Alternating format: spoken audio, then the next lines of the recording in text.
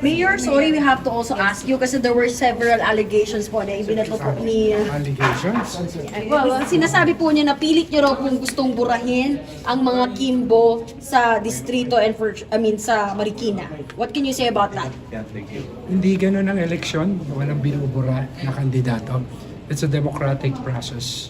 Ito'y para sa tao at kung ano yung kailangan ng tao. Hihayaan natin mamili ang tao ng pinakamagaling na maglilingkod sa kanila. Hindi ito tungkol sa pagbubura ng isang kandidato o mga kandidato sa isang lugar. It's a democracy. Mayor, sabi rin ni Sen Coco, may usapan kayo na dapat sa 2nd District ka tatakbo, tapos siya naman dun sa 1st District. Kaso allegedly, sir, hindi raw po kayo tumapad sa usapan at tumakbo kayo sa 1st District. Last July 28, if I'm not mistaken, umalis sila doon sa political alliance sa amin. Kaya buhat pa 3 buwan o 4 buwan na nakakaraan, sila ang naunang umalis sa alliance. Kaya nawalan kami ng kandidato sa unang distrito. Kaya napilitan ako kumandidato sa unang distrito. Ngayon we're preparing a full slate from the mayoralty candidate down to the last councilors that we need to field as candidates. Tapos yung 2 congressional district, kailan lamang, 2 araw lamang nakakaraan, ay nag-usap ang partido na nagdesisyon ang partido. This is a party decision. Hindi to desisyon ng isang tao lamang o desisyon ng isang particular na kandidato lamang. Dahil ang election naman ay tungkol din sa political exercise na kung saan ay kinikilala natin ang mga partido.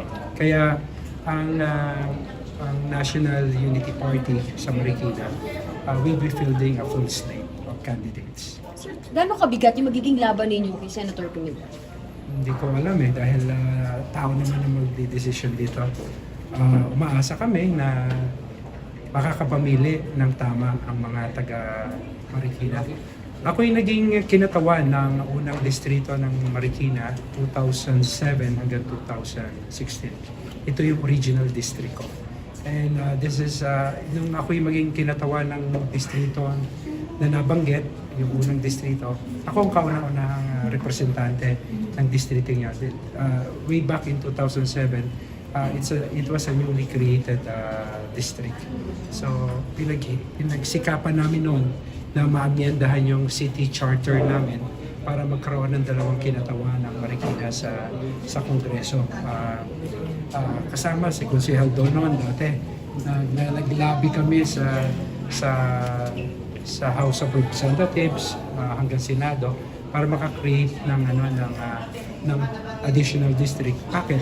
Para mas makatawan yung mga tao, mga taga-Marikina, because our population warranted additional representation in the House of Representatives.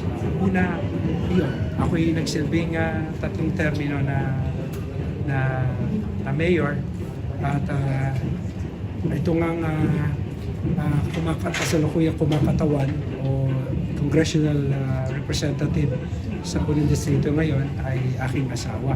Tulad ng aking binanggit nung unang interview ko, pinag-usapan ko yung aking asawa.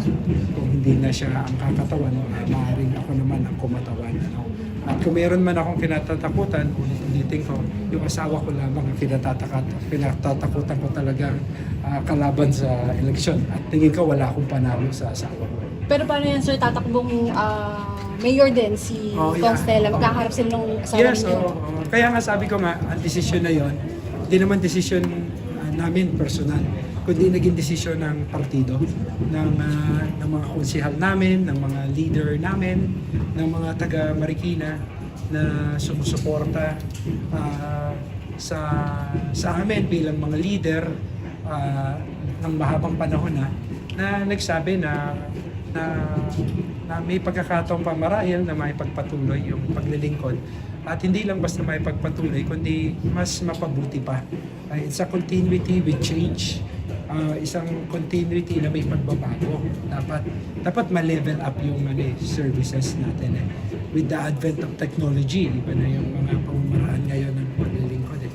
pati yung information na dissemination natin with technology, kakaiba na rin pagpaparating. Kaya nga nakikita namin nga, sa aming lineup ngayon, mas maraming kabataan kaming kinuha ngayon para maka-adapt dun sa advancement at yung innovation na kailangan. Ano na lang sir, paliwanag ni Sen Coco, ba't siya umalis doon sa alyansa ninyo?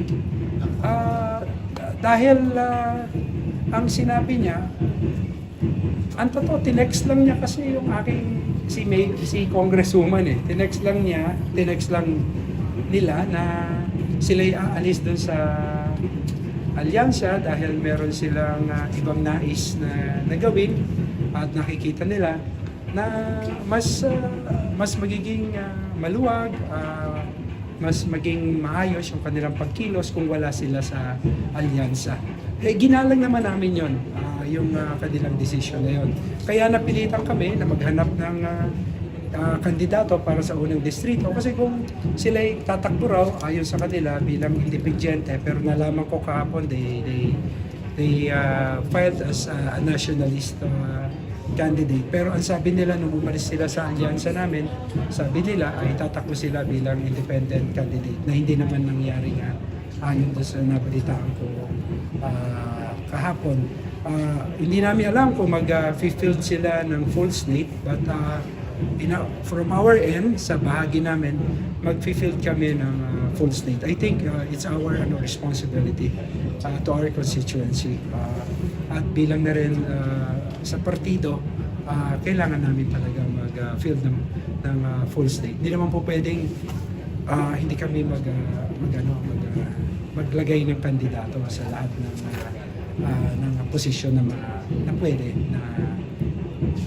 Alright, thank you. Thank you, sir. Thank you, Mayor.